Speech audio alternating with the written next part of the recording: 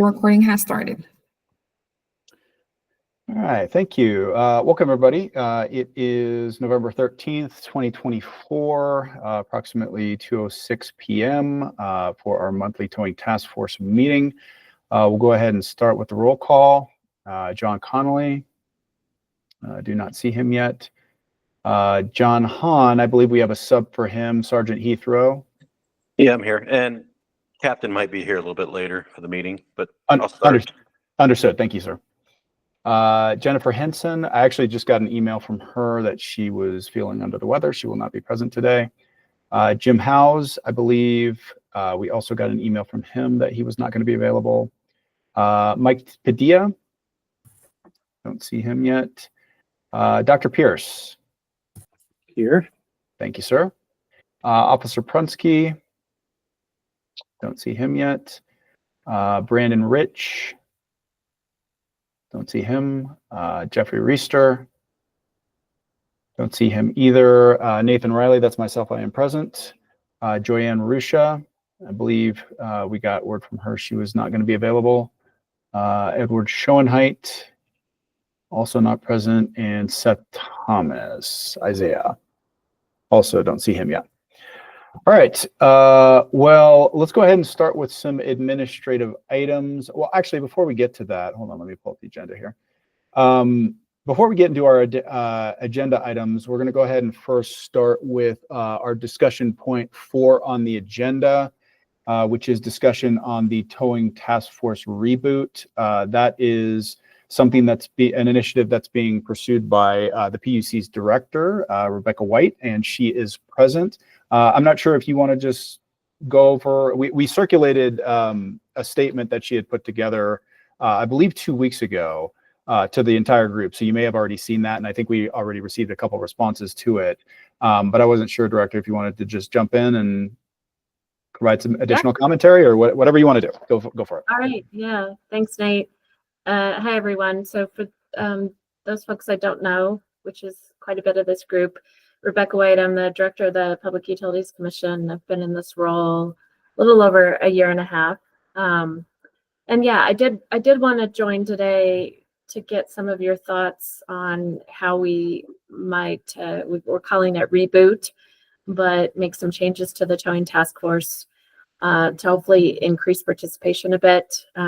Nate has been sharing with me that it's been hard to get a quorum. I can see today that that's the case because you do have a much bigger group than is here. And, you know, to the extent that some of that is due to the fact that these meetings could be shorter, less frequent, those are changes that we can make because what we really want is for this to be a meaningful group for you all and for the PUC and to help us regulate this industry. And so if we're sort of struggling to keep this going, I think it's worth making some changes. So we put out in that email a few different ideas of what we could do. I do believe we heard back from Chief Packard. Is that right, Nate? No, I believe we heard back from Captain Hahn, who's one of our members. He had put together kind of somewhat of a robust response. Yep. So that's right. It was Captain Hahn. And I think a lot of what we heard from him was agreeing that we should perhaps look at moving to less frequent meetings, shorter where we can. But if we have less frequent meetings, then we could go a bit longer. But wanted to grab some time because this is, I think, your last meeting of this calendar year. And it would be nice to start fresh in January, sort of moving into a new way for this group to operate. But this is your group, not mine. We're happy to guide and support it, but really want to hear from you all and what would make this an easier meeting to attend and a meeting that maybe could be just a little bit more focused and less frequent, if that would help. So with that, Nate, I think we kind of turn it over to this group and see if you have any thoughts. Sure. And yes, she is correct. We did get a couple of responses. And again, probably the most robust one we got was from Captain John Hahn from the State Patrol. He did share some thoughts with us on it. Hold on, let me pull up his response here real quick. Hold on just 1 second. See if I can find it here.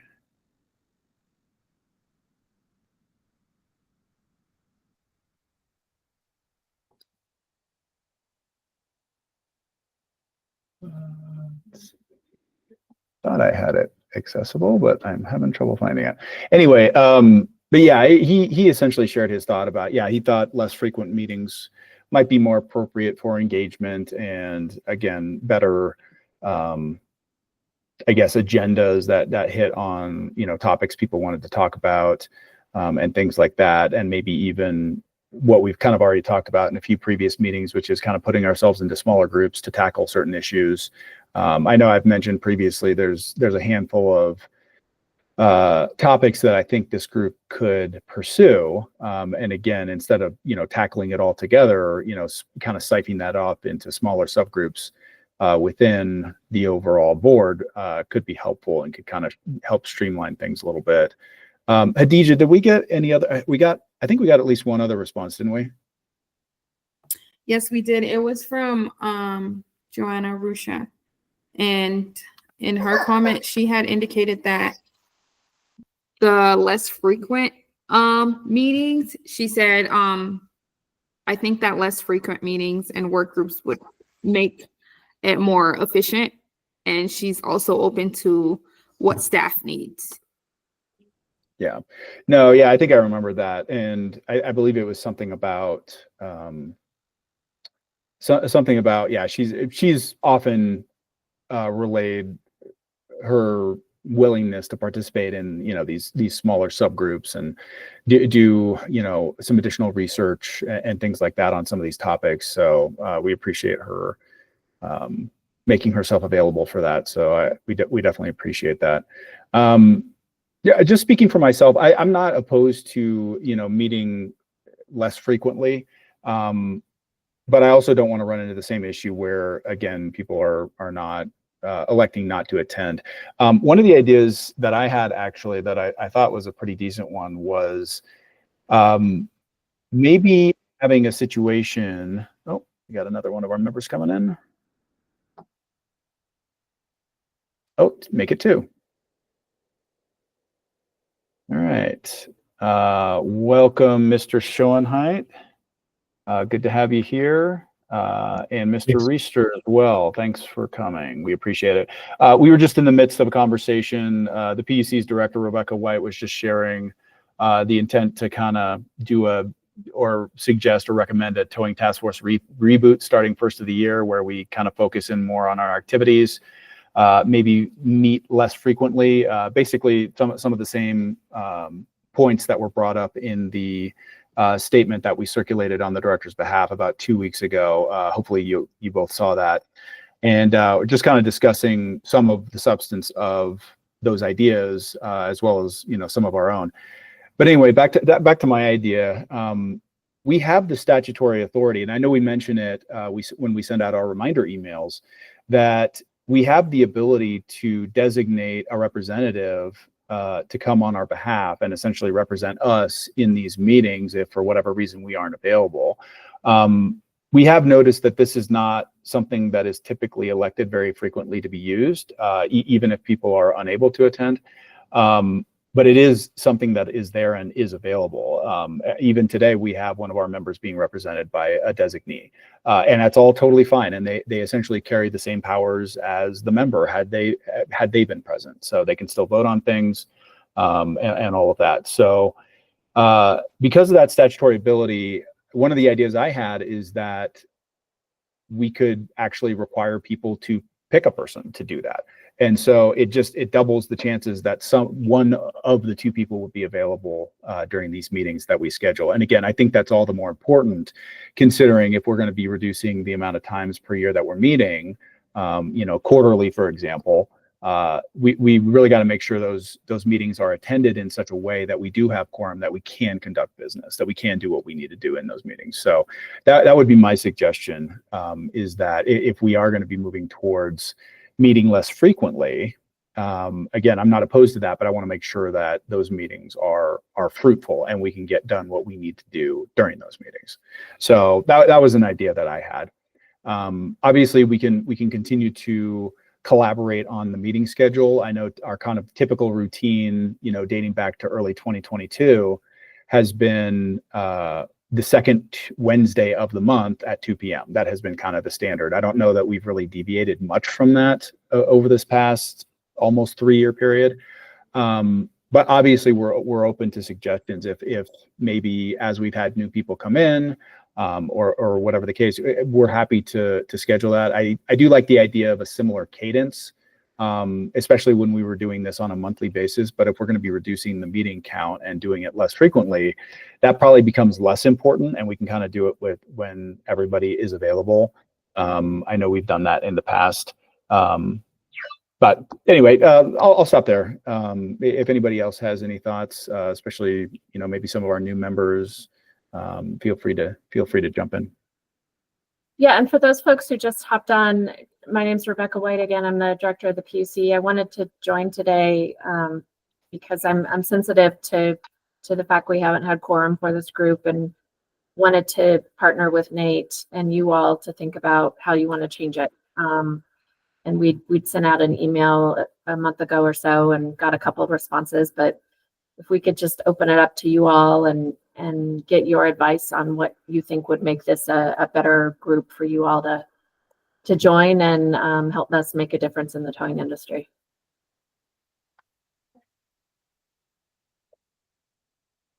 Yeah, go ahead, Dr. Pierce.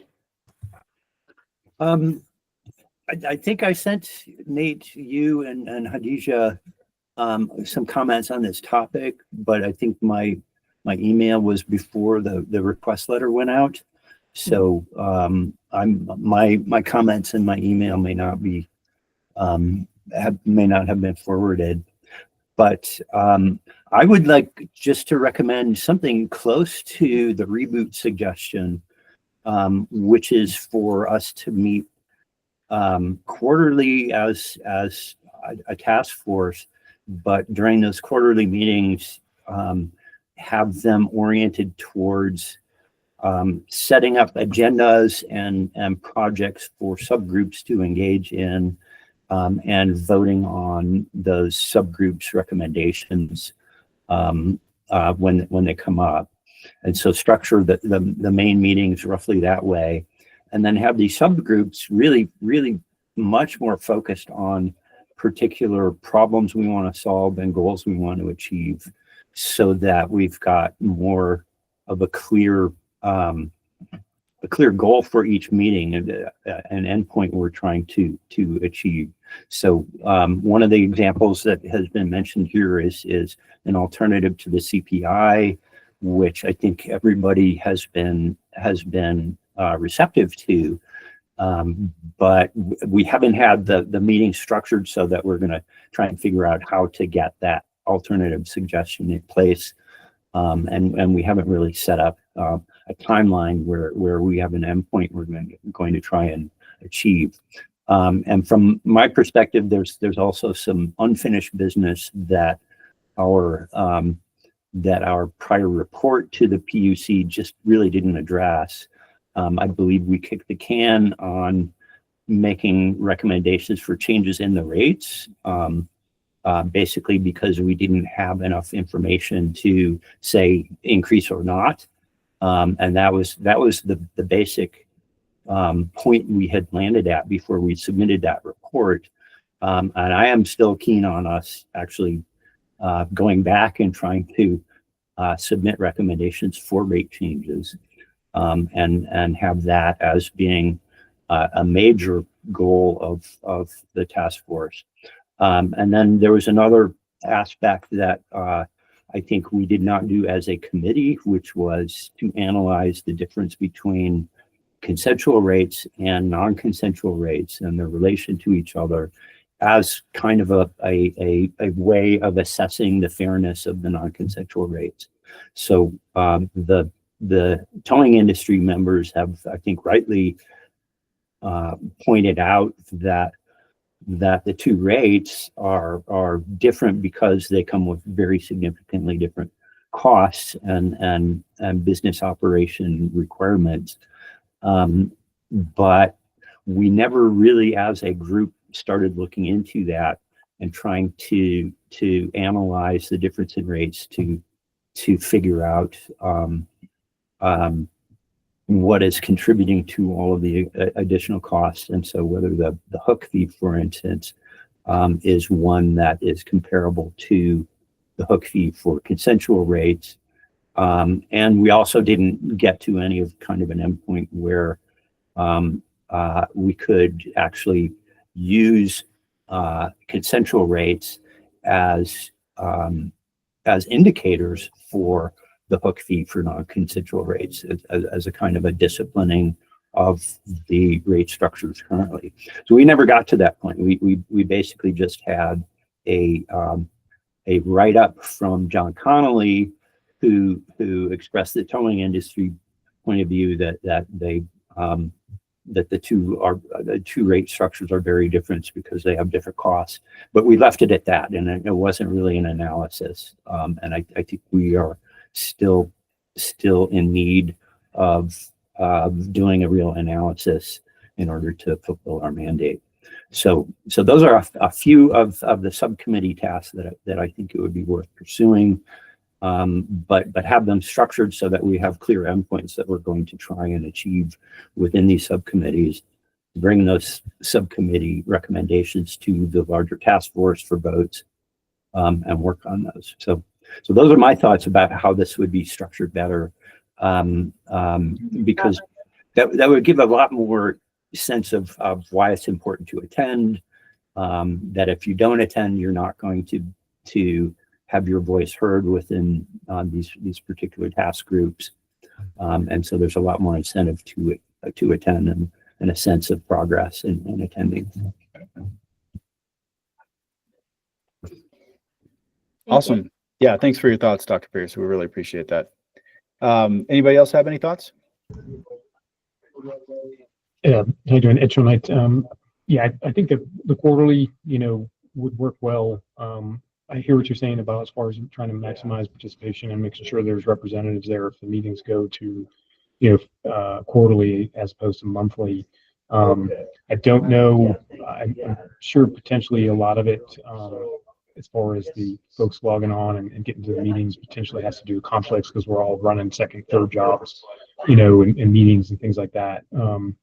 And so I don't know if we can have a better way to facilitate visibility on, when, the majority, it might be a couple folks that are not on, but such that we can reach a quorum, and if we have to adjust that, on a, whether it's monthly or quarterly basis, to make sure that we have the representation and that meeting time can facilitate everyone being there. And if, we vote, say, hey, for this next quarter, we're going to have it on, I don't know, Thursday at 4:00, and the majority says they're going to make that, as opposed to we've got the time set right now on Wednesdays at 2. So that would be my only comment there, as far as trying to maybe adjust the meeting time to make sure that the majority has voted to meet at that time, since it's going to be quarterly. Yeah, no, that's a great comment, Mr. Schoenheier. I appreciate that. And like I said earlier, I think we're flexible when we schedule these. I think the regular cadence that we've all kind of become accustomed to is just, what we picked back in early 2022, and we haven't really ever deviated from that. But I do think we would be open to shifting that around if we can pick a better date or time. And again, that can even fluctuate from, month to month, quarter to quarter, or whatever our meeting cadence is. But yeah, go ahead, Mr. Thomas. Quick question. I know that since I've joined the task force, we have been following that cadence and scheduling these on Wednesdays at 2. But before I joined, what was our limitations for scheduling these meetings? Do you think that there would be, we could get better turnout if we did maybe morning or later in the afternoon, or is there certain days we're restricted to? What are our restrictions? I don't think there are any restrictions. I think we can schedule these whenever it works best for everybody. Again, back in early 22, when we came up with the second Wednesday of the month, 2 p.m., I think that's probably what worked best for everybody, or at least the most people on the board at the time. But obviously things change. You know, we're almost 3 years away from that. And so, you know, people are working other jobs now, or we have new members on the task force. So maybe that original cadence that we had come up with isn't the best fit anymore. So yeah, I think we're open to suggestions on how we do that. And I mean, maybe, you know, having some kind of consistency, maybe on different dates or different times, you know, even if we were to move to a quarterly meeting schedule, maybe that's better just for consistency. But I think we'd also be open to just scheduling it when people are the most available, and we could schedule it at the end of the meeting for the next meeting. We did that for a while, but we ended up just kind of shifting into a more standardized schedule. But I think we're open to whatever people want to do. So, Certainly Is- use a doodle poll to see what works. yeah, and like, does that mean like, what is our, obviously weekends are not ideal for a lot of people, but would it be beneficial to look at like doing, you know, at like maybe every 3 months or something like that, if it's possible, a meeting on a weekend or something like that, because as you were saying, people's jobs change, new people, new people's schedules, all that stuff. Is that even an option? I think it's an option. It's again, I think it's just whatever works best for the majority of our membership. Like I'd like to get, you know, into a point where, especially if we're considering moving to less frequent meetings, like I'd like a commitment that people are actually going to come to those less frequent meetings would be ideal. So it's whatever everybody's the most comfortable with. And I'm willing to support, you know, whatever works best for the most of the people in our group. And did you guys say there was a way to take a poll on that? Yeah, I mean, we could circulate something. Hadija, you and I could probably come up with something where maybe we float a few ideas, or maybe we reach out to the entire group and people can kind of respond with kind of how their schedules look or what works best for them. And then we just kind of tally everybody's and then, you know, pick what seemed to work the best for most people. Yeah, there's a lot of tools out there, doodle poll being the one that I see a lot. And it's if I would just be, I'll speak on Nate's behalf. I just want to try to avoid weekends, as we're all state employees here on the other side, and I'd rather not have Nate work on a Saturday or Sunday. But we all can be early birds too, so we could definitely look at meetings on the earlier side. I do agree with Nate. Let's find a time that does work for you all, and let's get a doodle poll out there and take a look what that is. Any other thoughts, Mr. Thomas? Nope, that's it for me. Okay. Let's see. How about any thoughts from,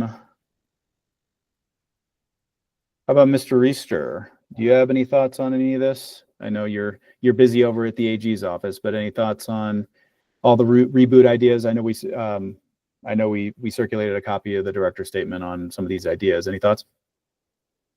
Yeah, I mean, I think, you know, always evaluating what this body is doing is a good thing. And so, you know, especially with some new people on, I think maybe I can inject some life, but also, you know, myself, Michael, and I think a couple others have been here for a while. And so I think they can also, you know, bring that history of that report, some of the challenges we have, and try to make it more effective that way. And I mean, obviously meeting frequency is always a challenge. I mean, quarterly certainly works for me. I mean, I would also maybe suggest the mornings before things get too crazy for people in the afternoons, if we're going to be like thinking about what to schedule. But that's just an idea. But yeah, no, I mean, I really like the idea of, again, injecting new life into this, because even though, you know, we did meet the mandate, I do think there's also kind of the spirit of what this body's been called to do. And I think it's important that, you know, especially after the sunset review, we make sure that we're, you know, really moving that forward.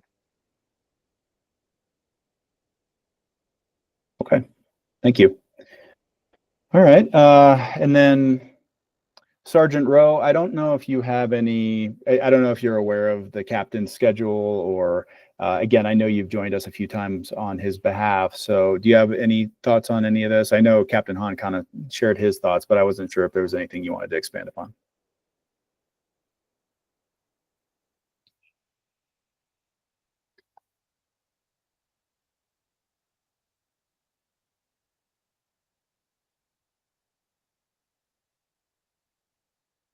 Okay. Well, we do have Captain Hahn's comments. I believe he did share those with us, so we have that to go off of. But I do like the director's idea of sending out a poll and, you know, maybe just gauging everybody's, you know, scheduling availability and things like that. I'm sure we could work on something like that and get it out sometime, hopefully quickly after this meeting to, again, gauge that. I know we had discussed earlier in the year not holding a meeting in December, so I think that's probably still the plan, but we'll have to just explore, especially if we're going to be moving to a quarterly option for meeting schedule, you know, what would work for people. It doesn't necessarily have to be in January. Maybe it could be in February or even March if we're running off of that quarterly schedule. But yeah, we can float that out there and kind of see what response we get and, you know, whittle that down to some available options and go from there. So hopefully that will be helpful. All right. Let's see. All right. Any other thoughts, Director, on, you know, any of the other things we had discussed? No, I think we've heard it from enough voices to go ahead and make this change. So if we go into 4 meetings for next calendar year, we'll just have to think about, Nate, if you want to kick that off in January or not. I do appreciate Michael's comments about taking a harder look at the rate schedule. And sort of other meatier topics like that would be good to explore. I think we're very happy to kind of share updates from our end as we sort of look at this industry and experience and see some trends coming forward. So we'll definitely partner with you guys on crafting, I think, some really interesting agendas. Awesome. Thanks, Dave. Yeah, well, thank you for coming and for sharing your thoughts. I think we all appreciate it. So yeah, definitely enjoy your thoughts, and then yeah, we'll move forward with some of these ideas, and looking forward to a good 2025 and some upcoming recommendations coming from that additional work. All right. Well, we will move on. We'll backtrack on the agenda back to our administrative updates. Just wanted to give everybody a heads up. I know I've mentioned, I think over the last meeting or two, about the towing task force sunset review. They made some modifications to the sunset schedule for the towing industry as a whole, as part of the language modifications from House Bill 24-1051, which, as we all remember, made also some modifications to our 40-10.1403 statute. But just wanted to give everybody a heads up that report has been published. I think it was on the verge of being published during our last meeting. So I just wanted to let everybody know that it has been published. And I believe it is available on the Copper website. So anybody who wants to take a look at that, it should be available. If you want a copy, feel free to just let me know. I should be able to probably get you one, but it is publicly available as of, I think, earlier this month or maybe later last month.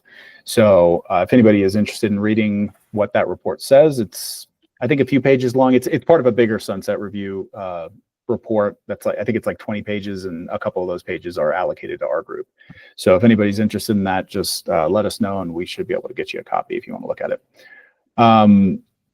Also, wanted to give everybody a heads up, and I think I mentioned this briefly during our last meeting. The towing NOPR. That's the rulemaking that's going on right now at the PUC.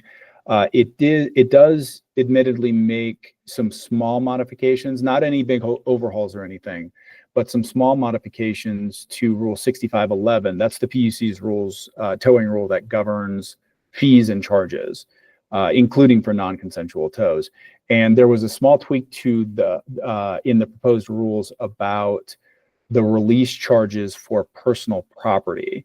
Now, the way it's been structured over the past probably 5 or 6 years or so is that basically a towing carrier can charge what is tantamount to the hook fee of a tow in order to for the release of personal property. And the way the commission defines personal property is basically anything contained within the vehicle that is not part of the equipment of the vehicle or attached to the vehicle. So, somebody couldn't, come in and demand that they be allowed to take all the tires off, for example. That wouldn't work. But if they had, tools in the back seat or clothes or, any other personal property, they would be able to, they would be eligible to have that released.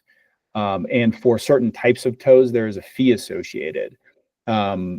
For residential private property impounds, there's no fee pursuant to the state law from back in 2022. Those changes allowed that to be a free of charge service. But for the remaining types of tows that do still allow a fee, it got modified from what is essentially the hook fee down to just an hourly charge. So basically, the longer it takes for something to be that personal property to be unloaded, the more the towing carrier could charge. So it's not a huge deviation. And in general, I think it is more positive to the consumer to restructure it in that way. I don't know that we've seen much pushback on that rule idea from the industry. At least I haven't heard of any. So it's likely it to be adopted that way unless somebody comes in here later on in the rulemaking and disputes it.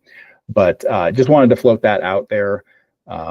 Obviously, since this is related, there is enough in the rulemaking related to rates that we could be involved. And I believe the commission even extended an offer for the towing task force to engage.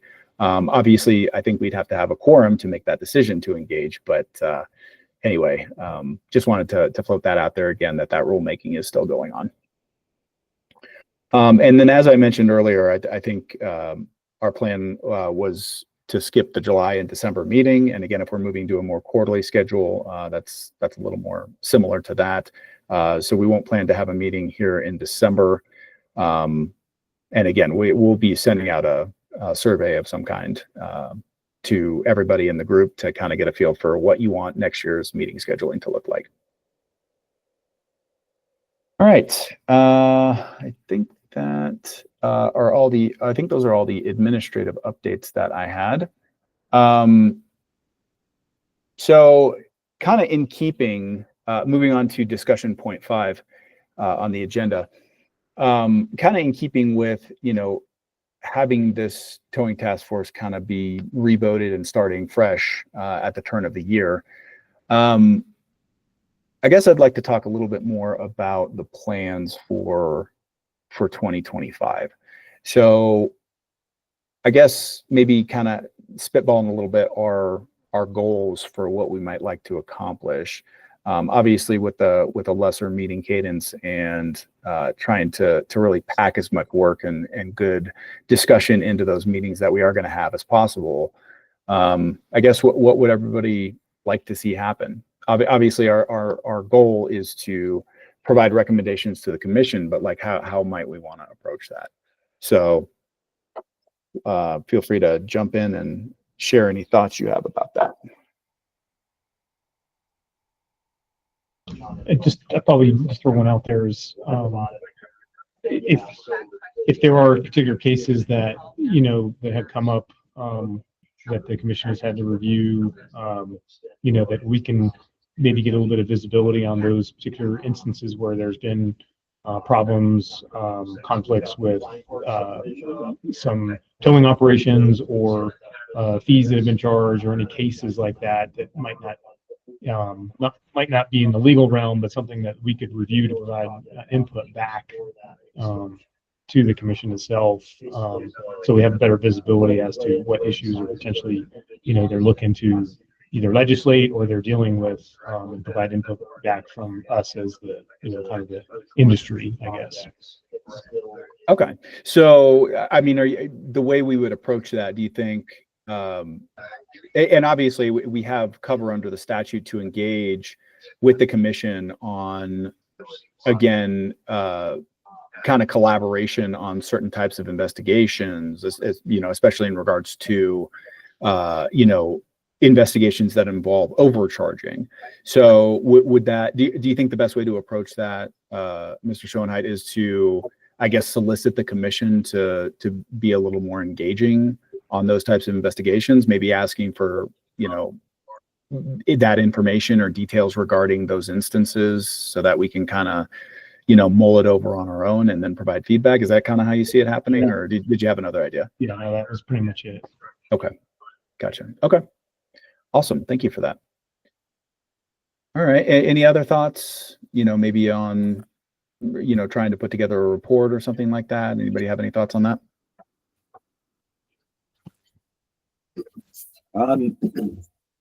At the risk of reiterating a longstanding agenda on my part, I would like to see a new report from us, roughly hitting on many of the same topics that we sent out in 2022.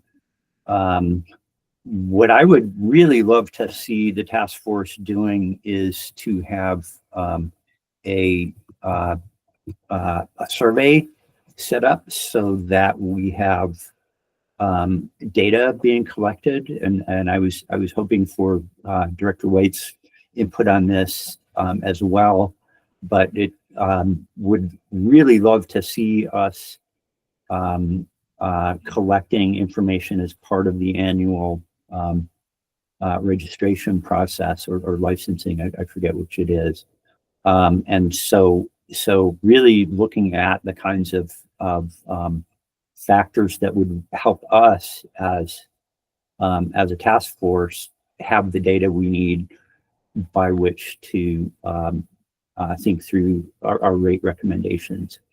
So would really love us to work on that survey, would really love us to do this analysis of the difference between consensual and non-consensual, and potentially setting hook fees in such a way that reflects market rates, and possibly have that as a goal. And then I would also really love for us to have a more digestible comparison of the way rates are set in other states.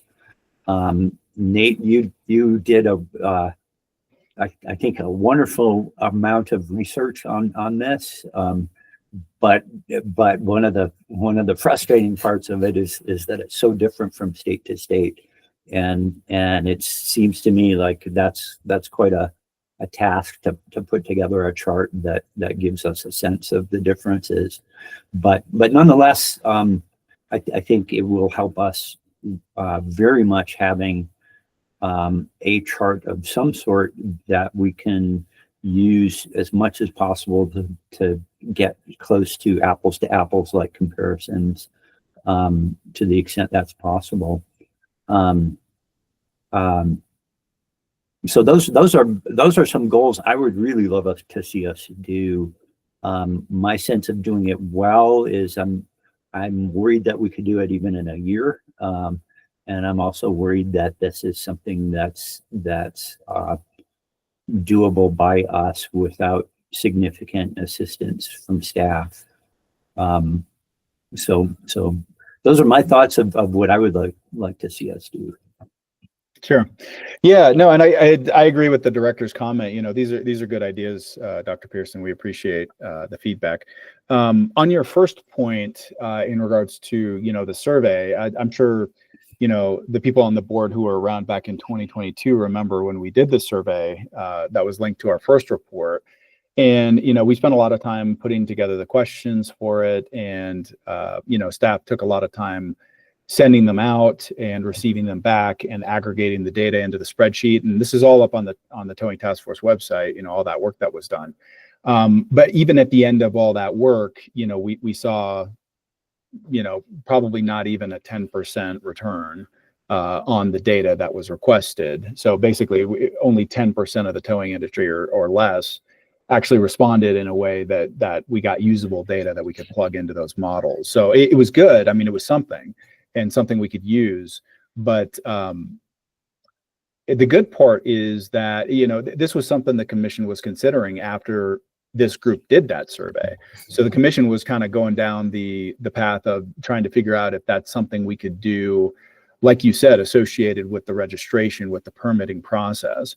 And what ended up happening was in the House bill that they passed earlier this year, House Bill 241051, they actually modified, even within our own statute, the 4010.1403 statute, under the new updated amended language under that statute under 4F, it indicates that the commission may promulgate rules to collect other information as required of the towing as part of the permitting application process. So, and that includes things like the volume of tows they're doing by category, the current pricing for each category, including consensual, the number of trucks they're operating, things of that nature. So in the towing rulemaking that's pending right now, which I mentioned earlier, we have plans to essentially implement this new structure where, as part of the permit processing, we would be requesting and aggregating this information, which would then become available for use for a variety of purposes. So we're on track to do this in the way you described. It admittedly will take a little time because, again, the commission has to adopt these rules to properly implement us obtaining and putting together this data, but it will eventually be available. And so at that point, again, I don't think it would be a stretch for the Towing Task Force to request access to that data for our discussion purposes. So that's kind of how I see this shaking out moving forward, but it will admittedly take a little bit more time to get there. Okay. Is there a way for us to weigh in on the actual questions that are being asked that are part of the registration process or the permitting process? That's where I was headed, was hoping to have the task force be at the table in designing what information is requested. Sure. Yeah, no, I think we as a group would still have to agree what we want to relay to the commission in regards to advice or guidance on, you know, how that data is collected. But the way it's currently drafted to go in, it's flexible. And so I think, you know, even administratively flexible. So even after the rules take effect, I think there's room to move things around or shuffle around based on the kind of data we're getting. And if something's working or not working, we should be able to modify as needed to get the kind of data we're looking for. So if that's helpful. And then to your second point, Dr. Pierce, on out-of-state research, I love it. And, you know, as you mentioned, I did spend quite a bit of time reaching out to, you know, a dozen plus different states that seemed to have, or at least appeared to have, rules that were somewhat similar to ours here in Colorado. But like you said, it does vary quite a bit from state to state. There are some consistencies, like with consensual towing, for example. It tends to be lightly regulated, if regulated at all, in most other states I checked. And again, we see that similarly here. We do require them to be permitted, insured, proper equipment, things like that here in Colorado. But otherwise, consensual towing is lightly regulated. And we saw that similarly in a lot of other states. But when it comes to, you know, non-consensual and law enforcement ordered tows, that's where we start seeing some differences on, you know, which departments handle it. Sometimes there's a split in regards to different departments handling different tow types and things like that. You know, in some cases it's Department of Public Safety, or it's, you know, some board that the government has set up, you know, in the executive branch. So yeah, we did see some differences there, but I'd love to see, you know, maybe that would be a good task for one of our subgroups, is to put a small working group together to start reaching out to these other states, to inquire and, maybe just take some notes. It's a big task, but, it's more about finding the right people. That's usually what takes the longest, is finding the right person to contact. Once you get to the right person, you can ask all your questions and get most of them answered, and then you have stuff to work off of. So, but I like that idea as well. All right, Mr. Thomas, go ahead. So, as far as what I would like to see, I don't know how best whether this should be part of like you said, these committees or whatever, but obviously our recommendations, I believe, correct me if I'm wrong, are going to the PUC, not to, the state legislature could look at any of the information that we provide.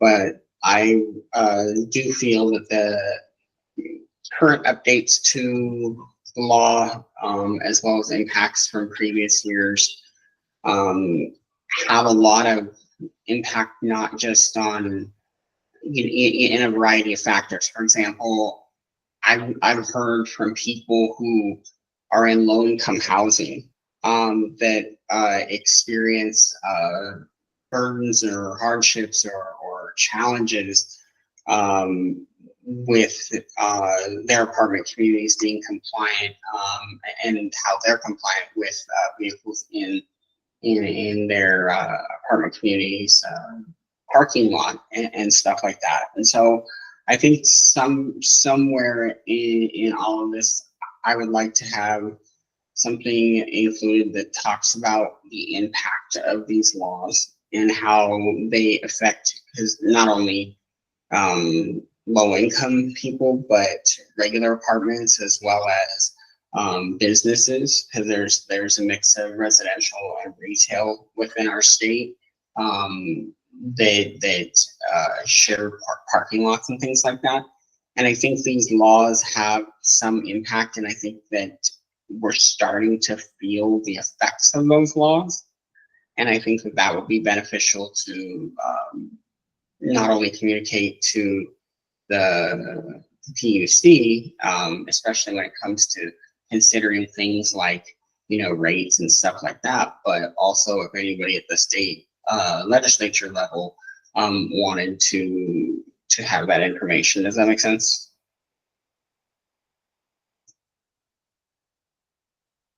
Yeah, I think so.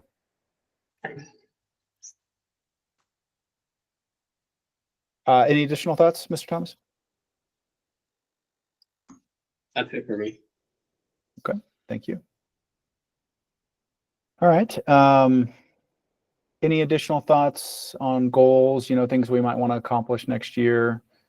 Anything from Sergeant Rowe or Mr. Reister? Any thoughts from either of you on some of these things we've been talking about that have already been shared, or maybe different directions? I don't have anything personally. I know Captain Hahn did draft that email. It pretty much sums it up for us. So. Okay, great. Awesome. Well, yeah, we'll take another look at that.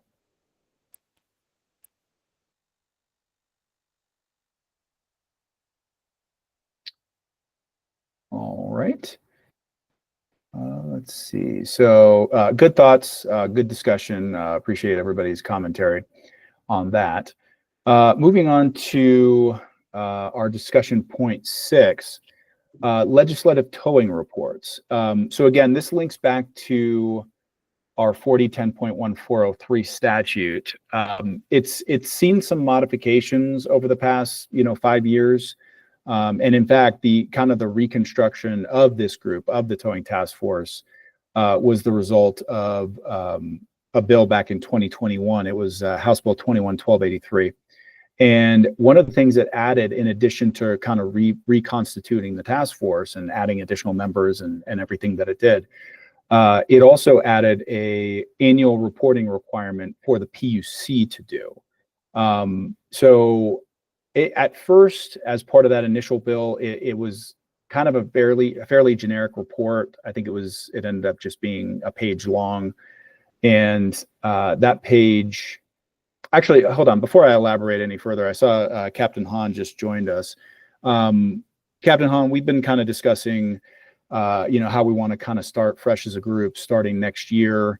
I know you had provided that response to us via email after we had sent out the statement from the director, and she's spent some time in this meeting kind of going over some of the discussion points and then throwing into the task force to kind of talk through some of those, which we have been. Do you have any other thoughts on, besides what was in your email, on meeting cadence for next year, or goals you think we should have, or anything like that? I wanted to make sure you had an opportunity to speak, because we've all been speaking so far in this meeting. So I just wanted to give you that opportunity, Captain Hahn. No, I appreciate that, and sorry for the jumping in late. No, I think my input in that email is what I've got to offer at this point. And sorry to dive in the middle. No, not at all. I just wanted to make sure in case you had any additional thoughts since you sent that out. So appreciate that. So going back to those legislative reports, so the way it was initially worded in the statute back in 2021 as a result of the passing of that bill was pretty generic, pretty straightforward. So I think we ended up putting together like a basic, pretty straightforward 2-page report. It wasn't anything fancy. Just hit on a few points like how many cases we had opened and closed at the PUC.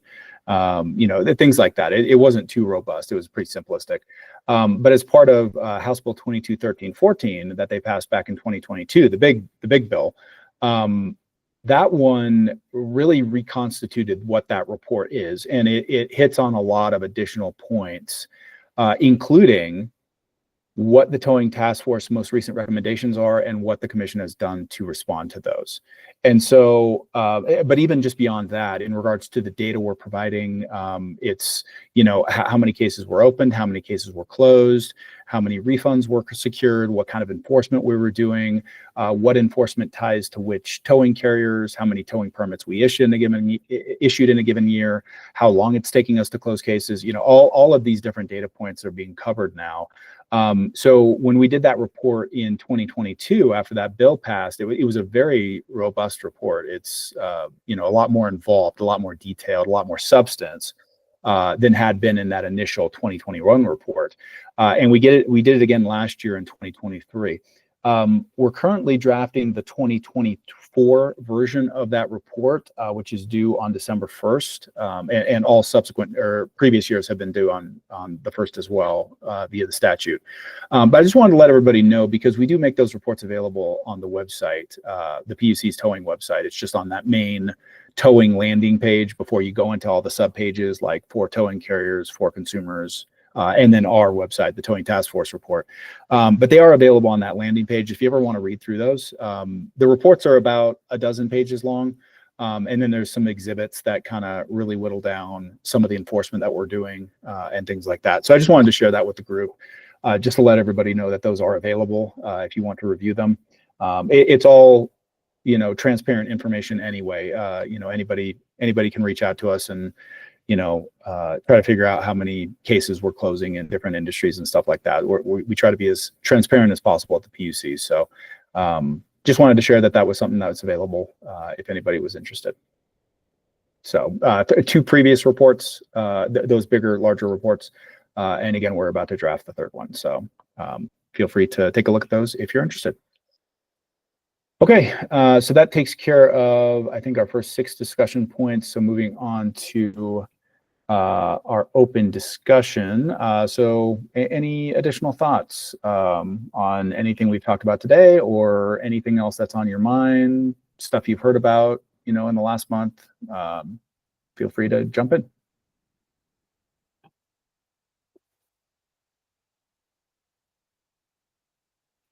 Dr. Pierce.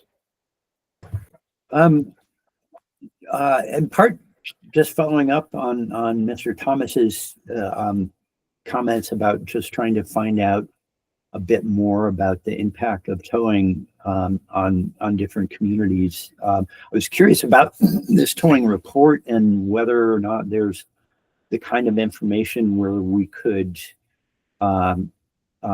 get a snapshot each year of the impact on different income levels, different other demographic communities, as a way of measuring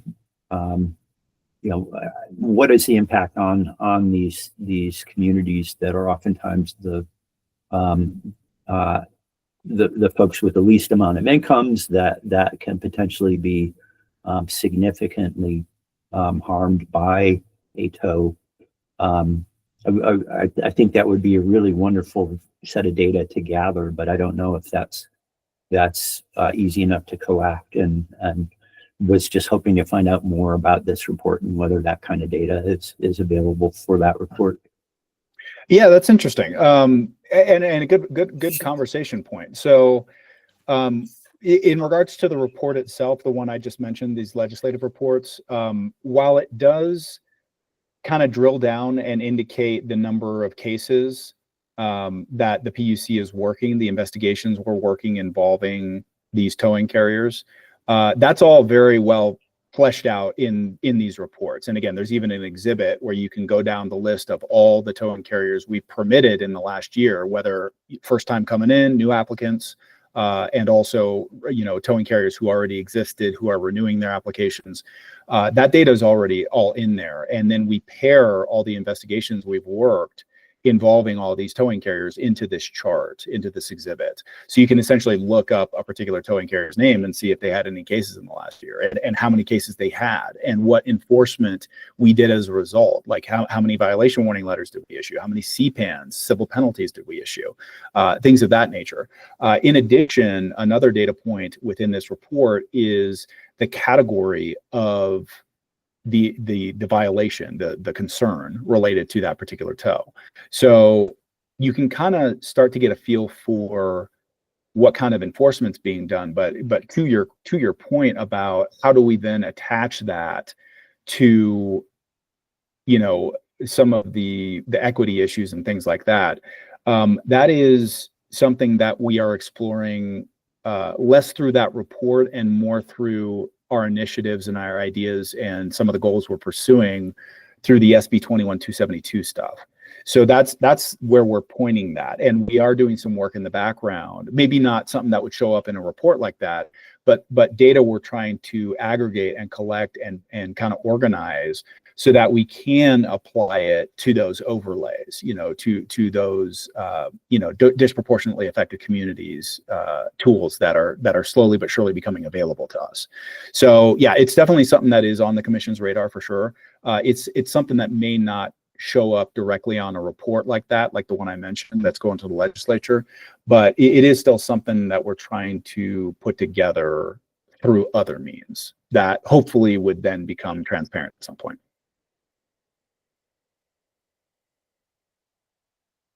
Thanks. Thank you. All right. Any other thoughts before we break for today?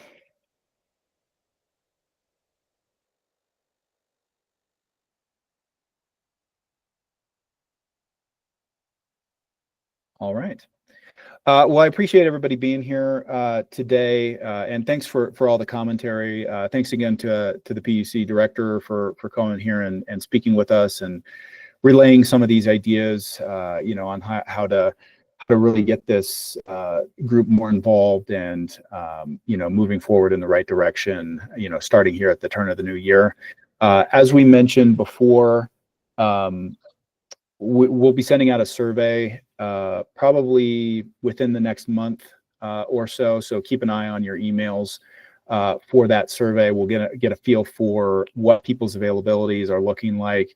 It seems like we're leaning towards moving to a quarterly meeting cadence, which again, I think we can make that work, but we still want to get a feel for what scheduling wise will work best for the most people in our group. So keep an eye out for that email and please respond to it when you see it. And then we'll continue to engage and then we'll get something scheduled for Q1 of next year in whatever date time works best for everybody. And yeah, we'll look forward to some additional good work in 2025. All right. Any other thoughts, Director, before we break today? Happy Thanksgiving. Yes. Happy Thanksgiving, holidays, everything from now to the end of the year. Thanks, everybody. Have a good rest of your week. Thank you. Yeah.